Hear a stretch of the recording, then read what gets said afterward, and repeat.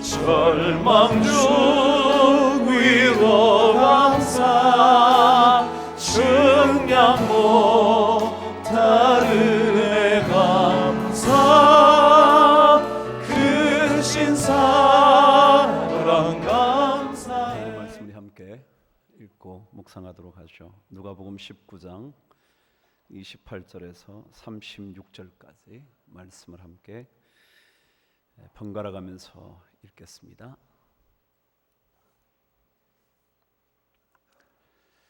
제가 28절 시작합니다. 예수께서 이 말씀을 하시고 예루살렘을 향하여 앞서서 가시더라.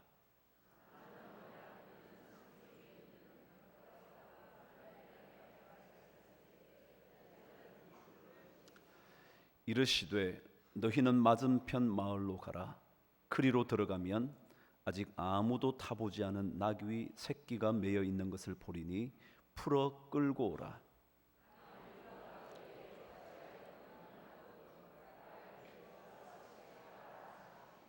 보내심을 받은 자들이 가서 그 말씀하신 대로 만난지라.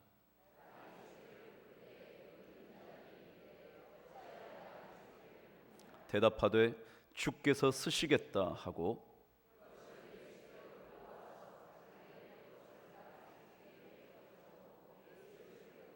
함께 읽으십시다. 가실 때에 그들이 자기의 겉옷을 길에 펴더라.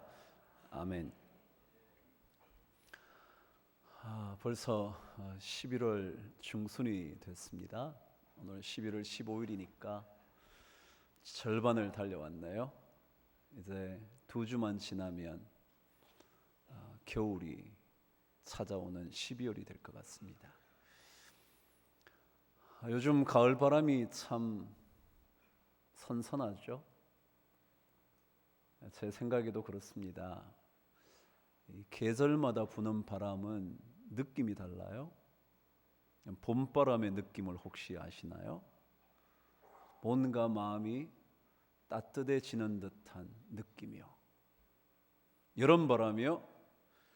더위를 물리치는 바람 같긴 하지만 왠지 축축한 느낌이요. 근데 겨울바람이요. 칼바람이죠. 근데 가을바람 어떠세요? 가을바람이 불면요, 저는 그런 생각이 듭니다. 뭔가 씻어내리는 듯한 맑은 바람이요. 바람의 느낌이 좀 다르죠. 뭔가 정갈하게 될 것 같은 바람이요. 가을바람이 불면 혹시 한두 번쯤 생각해 보시면 어떨까요? 맑은 바람이 내 삶에 가득 불어오면 여러분의 생각과 영혼까지 맑아지면 어떨까? 생각해 보면 어떨까요? 다들 바쁘시죠? 다들 분주하게 사시느라 가을바람을 느끼지 못한 채 겨울을 맞을지도 모르겠네요. 그렇지만 맑은 바람 불어오면 맑은 영혼 되어봐야지. 짧은 단상이라도 한번 해보시면 어떨까요? 설국이라는 소설로 노벨 문화상을 받았던 카와바나 야스나리가 쓴 또 다른 소설에 주인공이 자신의 며느리에게 하는 얘기 하나를 읽어본 적이 있습니다. 그 얘기는 이러했습니다. 얘야, 난 말이다, 요즘 머리가 심하게 멍해진 듯해. 해바라기를 보아도 멍해진 머리를 생각하게 되는구나. 나도 젖꽃처럼 머리가 깨끗해질 수 있다면 하고 말이야. 조금 전 전차를 타고 오다가도 혹시 머리만 세탁하거나 수선할 수는 없을까 생각을 했단다. 머리를 싹둑 잘라낸다고 하면 좀 잔인한 말이겠지만 머리를 잠깐 몸에서 떼어내요. 빨래처럼 저기 이것 좀 부탁해요 라고 대학병원에 맡길 수만 있다면 좋겠어. 그런 장면이 나옵니다. 그래요. 맑은 바람 불 때 우리 머리를 깨끗하게 씻어낼 수 있다면, 맑은 바람 불 때 우리 영혼이 좀 더 정갈하게 세탁되어질 수 있다면 조금은 다시 삶을 살 수 있지 않을까, 그런 생각이 들기도 합니다. 해바라기만 봐도 내 탁해진 인생을 생각하고 세탁해야 할 것이 있는 빨랫감을 보다가도 내 인생도 세탁되어진다면 다시 시작할 수 있지 않을까 생각이 되어진다면 그 삶 괜찮을 것 같습니다. 오늘 말씀은 예수님께서 십자가에 달리시기 전 마지막 일주일간의 기록을 적어놓은 이야기의 가장 첫 번 부분입니다. 다시 말하면 누가복음 19장 28절부터 23장까지 예수님의 십자가에 달리셔서 돌아가시기 마지막 일주일간의 사건들을 기록한 내용입니다. 이 사건은 얼마나 구속사적으로 중요한지, 구원을 이루시는 예수 그리스도의 사역의 첫 번 발걸음이라 사복음서에 한 군데도 빠짐없이 기록된 내용입니다. 복음서를 읽으면 어떤 내용들은 마가복음에는 빠져 있고요, 어떤 내용은 마가복음에는 기록되어 있는데 요한복음에는 빠져 있고요, 마태복음은 기록되어 있는데 마가는 누락시키고 있는 경우도 있어요. 그런데 오늘 이 말씀은 어느 복음서도 빠뜨리지 않고 기록했던 만큼 중요한 내용이 담긴 것입니다.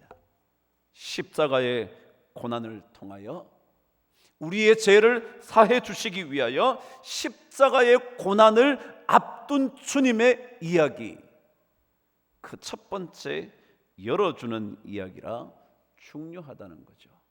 더더욱이 이 말씀은 스가랴 9장 9절의 말씀에 예언이 생취되기 시작하는 첫 번째 이야기이기 때문에 매우 중요한 내용으로 이해를 합니다. 저는 그래서 오늘 여러분들과 함께 이 말씀을 읽으면서 구원하시는 예수 그리스도의 이야기를 묵상해야 되지만, 첫 번 서론의 말씀으로 구원의 이야기를 시작하기 전 주님께서 들려주셨던 말씀을 가지고 우리의 삶에 대하여 이 가을에 묵상하고 싶었습니다.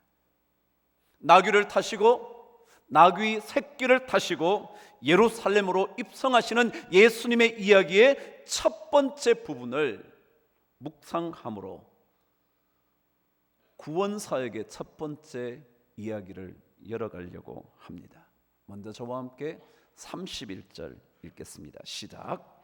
만일 누가 너희에게 어찌하여 푸느냐 묻거든 말하기를 주가 쓰시겠다 하라 하시매. 그랬습니다. 여러분, 이 본문 어떻게 읽혀지셨나요? 여러분, 이 말씀을 읽으시면서 어떤 생각을 하셨나요? 주님께서 쓰시겠다 라는 말씀이요, 나 같은 사람을 향해 혹시라도 주님께서 야, 황 목사, 내가 다시 너 쓸게 라고 말씀해 주신다면 얼마나 좋을까, 그런 생각을 했습니다. 저를 향하여 내가 너 다시 쓸게, 내가 너 써줄게 라는 주님의 말씀을 듣는다면 얼마나 좋을까. 생각하게 된 거죠.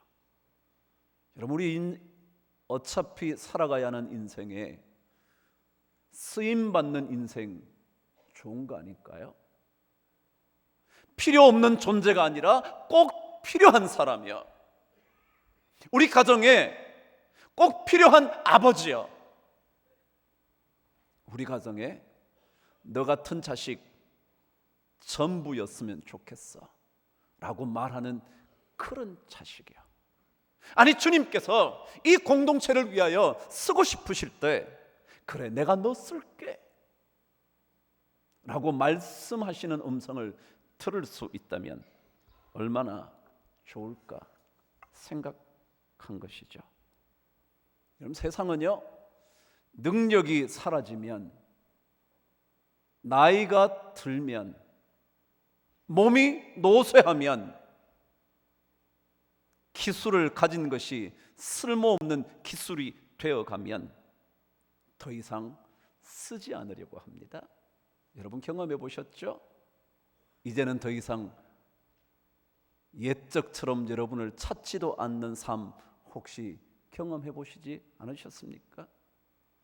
그것만이 아니라 젊기 때문에, 아직 경험이 부족하기 때문에 좋은 대학 나온 사람이 아니어서, 멋진 스펙을 갖춘 사람도 아니기 때문에 쓰지 않겠다고 말하는 세상에서 우리가 살고 있지 않습니까? 근데 혹시라도 그런 우리를 향하여 주님께서 내가 너 쓸 거야, 내가 너 써줄게 라고 말씀하신다면, 그 음성 들을 수만 있다면 멋진 인생 아니겠습니까? 세상은 나를 쓸모없다고 해도 혹시라도 주님은 쓰실 수 있는 인생이 될 수도 있다는 것, 그것 소망의 이야기 아니겠습니까? 주님께서 쓰시는 인생이 된다면, 다시 세탁되어 다시 깨끗하게 되어 주님께 쓰임받는 인생이 된다면 그 인생이 진짜 복된 인생 아니겠습니까? 나이가 들든지 보잘것없든지 더 이상 쓸데가 없는 것처럼 인정되어지는 세상 속에 던져진 존재가 된다 할지라도 주님께서 다시 내가 너 써줄게, 너 우리 교회에 필요해, 너 이 가정에 꼭 필요한 존재야 라고 말씀해 주신다면 그 인생 괜찮은 인생 아니겠습니까? 그렇다면 쓰임받는 인생은 어떤 인생일까? 어떤 인생이어야 할까? 오늘 말씀을 통하여 한번 묵상해 보도록 하시죠. 30절 저와 함께 읽습니다. 시작. 이르시되 너희는 맞은편 마을로 가라. 그리로 들어가면 아직 아무도 타보지 않은 나귀 새끼가 매여 있는 것을 보리니 풀어 끌고 오라. 이 말씀을 읽다가 그 생각이 든 거죠. 아직 아무도 타보지 않은 그 나귀 새끼를 주님께서 쓰시겠다고 그러셨다는 겁니다. 아무도 타보지 않은 나귀 새끼요, 아직까지 어느 누구도 써보지 않은 거야. 저 혼자 그 생각했네요. 쓰임받는 인생이 되려면 그 누구에게도, 그 누구보다도 가장 먼저 주님께 드려지는 인생이 되어야 쓰임받는 인생 될 수 있다는 겁니다. 내가 어떤 존재냐가 문제가 아니라, 내가 어떤 능력을 가졌느냐가 문제가 아니라, 그 어느 누구에게도 드리지 않은, 주지 않은, 바치지 않은 그 무엇을 주님 앞에 드릴 때 그 사람이 하나님께 쓰임받는다는 생각을 한 겁니다.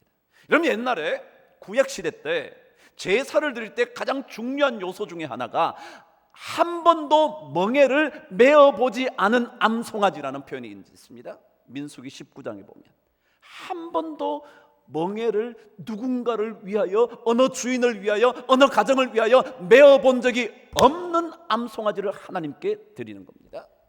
신앙이 어떤 거냐 하면 다른 어떤 누구에게도 주지 않은 그 무엇을 하나님께 드리는 인생이 되는 겁니다. 예를 들자면 아침에 일어날 때마다 그 누구에게보다 하나님을 향하여 무릎을 꿇을 줄 아는 사람이에요. 아침에 일어날 때마다 그 누구의 이름을 부르기 전에 하나님의 이름을 불러볼 줄 아는 사람이에요. 공부하기 전에 그 누구에게도 말하기 전에 하나님, 이 공부를 통하여 하나님께서 저를 훈련시키시고 사용하실 수 있도록 준비되어지기를 원합니다 라고 하나님께 말할 수 있는 사람이요, 아직 아무에게도 바쳐진 적이 없는 그 말이요, 그 말을 주님 앞에 드릴 수 있는 그런 인생이요. 직장에 도착하자마자, 업무 책상에 앉자마자 그 어느 누구에게 인사하기도 전에 하나님, 오늘 하루를 통해서도 하나님의 향기가 저를 통하여 흘러가게 하여 주옵소서. 내 입술을 주장하셔서 하나님 사람으로 인정받게 하여 주옵소서 라고 아직 아무도 타보지 않은 나귀 새끼 같은 것을 드릴 때 그것을 가리켜 쓰임받는 인생이라고 말하는 것 아닐까요? 그 어떤 것보다 주의 이름을 가장 먼저 불러보는 거예요. 고난을 당할 때 그 어떤 것을 찾기 전에 가장 먼저 주의 이름 앞에 내 모든 것을 엎드려 보는 거예요. 아직 아무도 타보지 않은 나귀 새끼를 주님께 드릴 때 쓰임받는 인생 될 겁니다. 지난 주간 수능이 있었죠.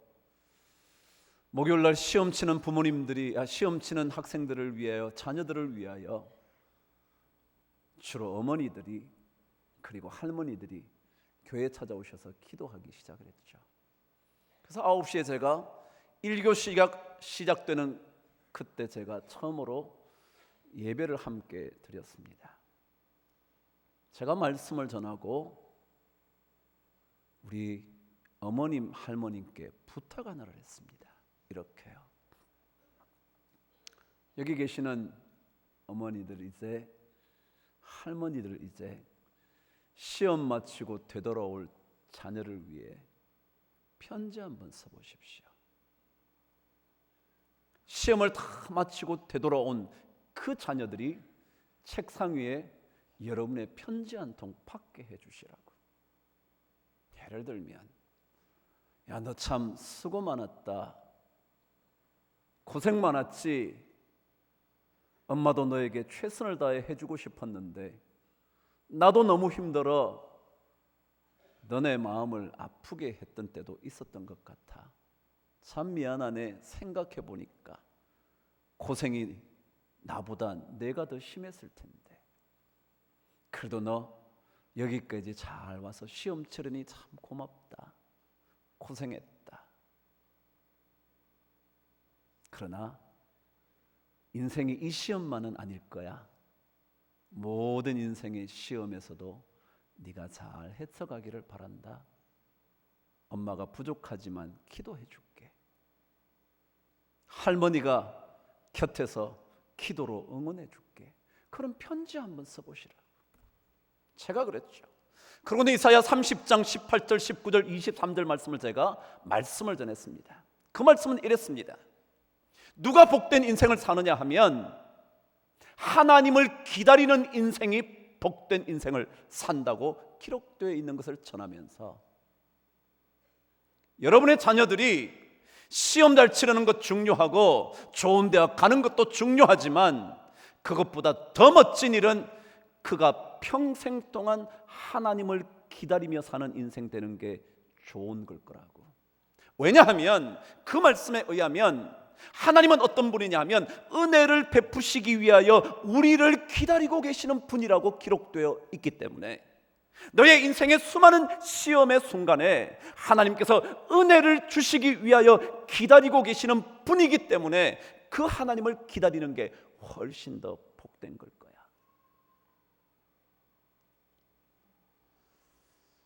결혼도 시험일지 모르고요, 직장 생활 잘하는 것도 시험일지도 모르는데 그 시험의 순간에 하나님께서 은혜를 베푸시기 위하여 기다리신다는 사실을 알고 그 하나님을 기다리는 인생 되는 거, 그거 중요한 것 같다. 그래서 저는 오늘 여러분이 오셔서 기도하시는데 시험 잘 치도록 기도하시는 것 물론이다. 그러나 하나님이 내 자녀가 은혜 주시기 위하여 기다리시는 하나님을 기다리는 인생 평생 되도록 축복하여 주옵소서. 그런 기도 한번 해보시라. 그리고 23장에 보니까 너희들이 애써 땀 흘리며 종자를 뿌려도 비를 주셔야 결실을 한다는 말씀을 읽어드리면서 우리 자식들이 땀을 흘리며 인생을 사는 동안 수많은 씨앗을 뿌리게 되는데 그 씨앗을 뿌려도 은혜의 단비를 내려주시는 하나님이 없이는 결실할 수 없다는 것 알고 그 하나님을 기다리는 인생 되게 해달라고 기도해 보시라고 제가 그랬죠. 여러분 혹시 자식들에게 한 번도 해보지 못한 이야기가 있나요?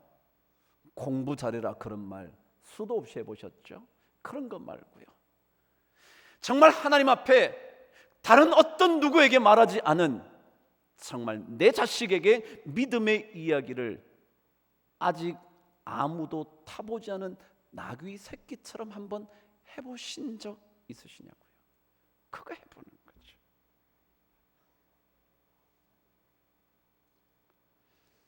아직 아무도 타보지 않은 나귀 새끼요, 뭔 힘이 있겠습니까? 잘 훈련받아 왔다면, 아니 수많은 경험을 통하여 사람이 탄 것을 경험해 봤다면 사람 잘 태우고 갈지 모르고 짐을 잘 실어 나를 수 있을지 모르지만 경험도 없는 나귀 새끼요, 뭘 그렇게 대단한 거겠습니까? 아무것도 모르는 애기 같은 그 마음이요, 그런 것 한번 하나님께 드려보라는 거죠. 공부하기 전에 기도하는 건 누가 알아주나요? 누가 그것을 보면서 여러분의 믿음이 크다고 말해줄 사람이 어디 있겠습니까? 직장에서 기도하는 거요? 어느 누가 여러분의 모습을 보면서 저 친구 대단하네 그러겠습니까? 아무에게도 아직까지 보여주지 않은 그 모습 하나님께만 보여주는 것 누가 알겠습니까? 공부하기 전에 한번 기도하는 것, 침대에 일어나 먼저 무릎을 꿇어보는 것, 보잘것 없을지 모르지만 표말 것 아니겠지만 대단한 것 아니겠지만 그러나 그것을 주님 앞에 드리는 인생이 쓰임받는 인생일 것 같다, 그런 거죠. 우리 예수 믿는 거요, 누군가에게는 쓰임되어야 되지 않겠습니까? 능력이 있고 없음의 문제가 아니고요, 대단한 것을 드리지 못한다고 고민할 것 아니고요, 보잘것없지만 아직 타보지 않아 아무것도 모르는 나귀 새끼 정도여도요 한번 해보는 것 어떨까요? 그게 쓰임받는 인생일 거거든요. 자녀에게, 남편에게, 그리고 아내에게, 아니 부모님께 그런 말 한번 해보는 거예요. 쓰임되는 인생이요. 그래서 우리 가정에, 우리 교회에 필요한 존재 되는 거예요. 근데 오늘 성경은 두 번째로 우리들에게 쓰임받는 인생에 대하여 이런 얘기를 들려주는 것 같습니다. 32절부터 34절까지 저와 함께 읽겠습니다. 시작. 보내심을 받은 자들이 가서 그 말씀을 하신 대로 만난지라. 나귀 새끼를 풀 때에 그 임자들이 이르되 어찌하여 나귀 새끼를 푸느냐 대답하되 주께서 쓰시겠다 하고 그랬습니다. 자, 여러분 보세요. 이 얘기를 읽으니까 나귀 새끼를 풀어가게 되었을 때 임자가 묻죠. 왜 푸냐? 그랬더니 주님께서 쓰시겠대. 근데 성경은요, 그 말을 들은 다음에 한마디도 임자가 주인이 말하고 있지 않다는 겁니다. 다시 말하면 주님께서 쓰시겠다고 말하자 더 이상의 이런 반구조차 하지 않고 있다는 겁니다. 다시 말하면 쓰임받는 인생은 어떤 인생일까 묵상하다가 자신을 소리 없이 내어놓을 줄 아는 인생이 쓰임받을 수 있다. 자신을 소리 없이 내어놓을 수 있는 거예요. 쓰임이 되려면 내어놓을 줄 알아야 합니다. 아까워하지 말고 그분께 순종해 푸는 겁니다. 얼핏 낭비인 듯 하지만, 아니 손해볼 것 같지만 그것이 어쩌면 거룩한 낭비일지 어찌 알겠습니까? 향유 옥합을 깨트린 그녀처럼 그것이 거룩한 낭비로 세상 어디에도 전파되는 이야기가 될지 어떻게 알겠습니까?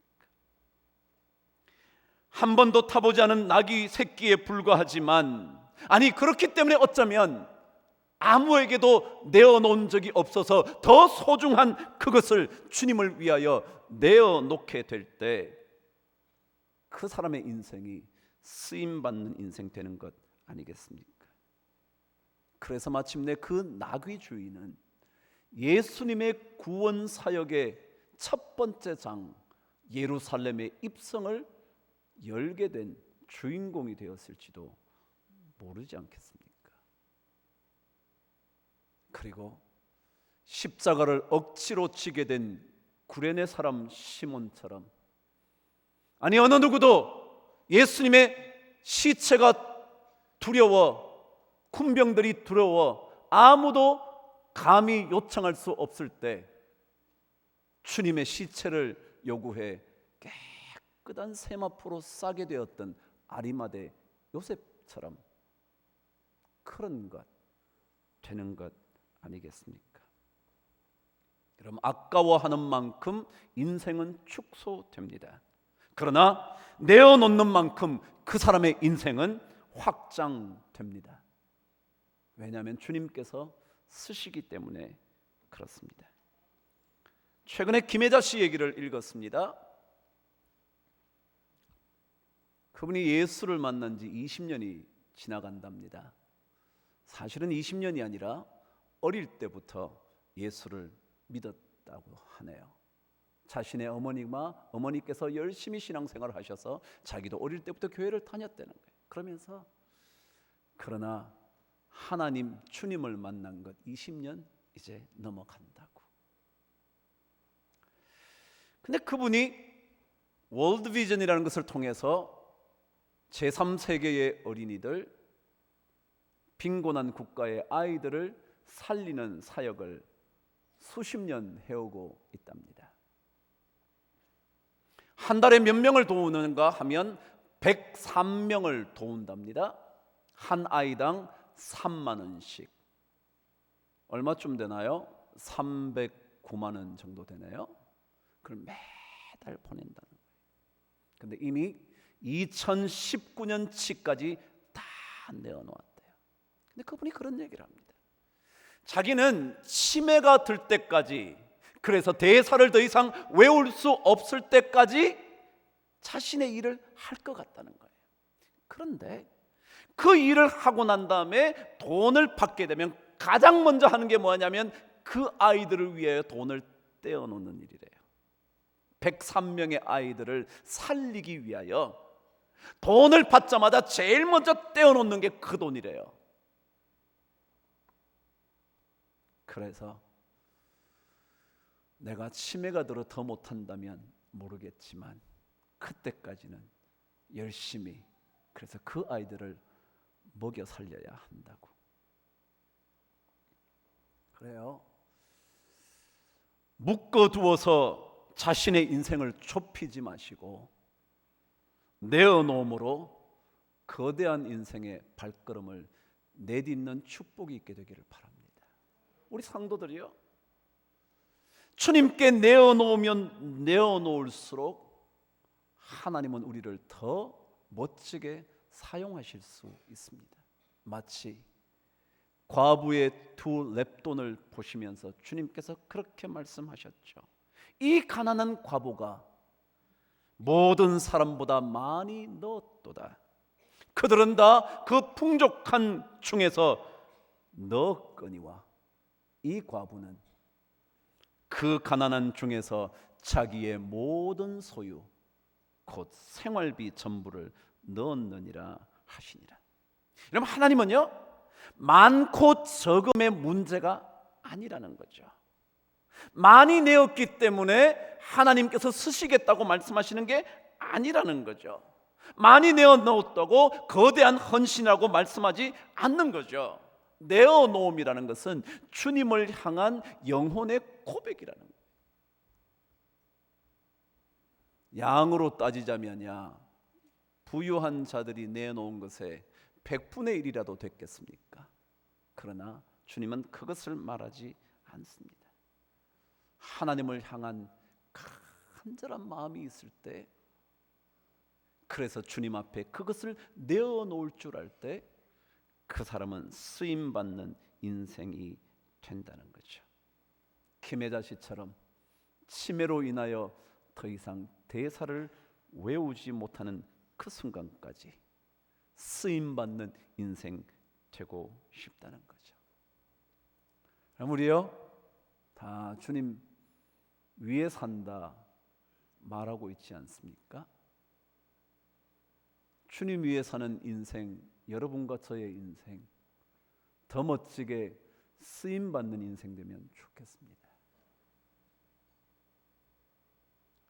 보잘것없고 알아주지 않는, 편하지도 않는 그런 것일지는 모르지만 그 누구에게도, 아무에게도 준 적이 없는 그것을 하나님께 드릴 수 있다면, 그리고 하나님께 나의 영혼의 고백을 담아 내어놓을 수 있다면 그 사람은 가장 아름다운 쓰임받는 인생 되는 것 아닐까.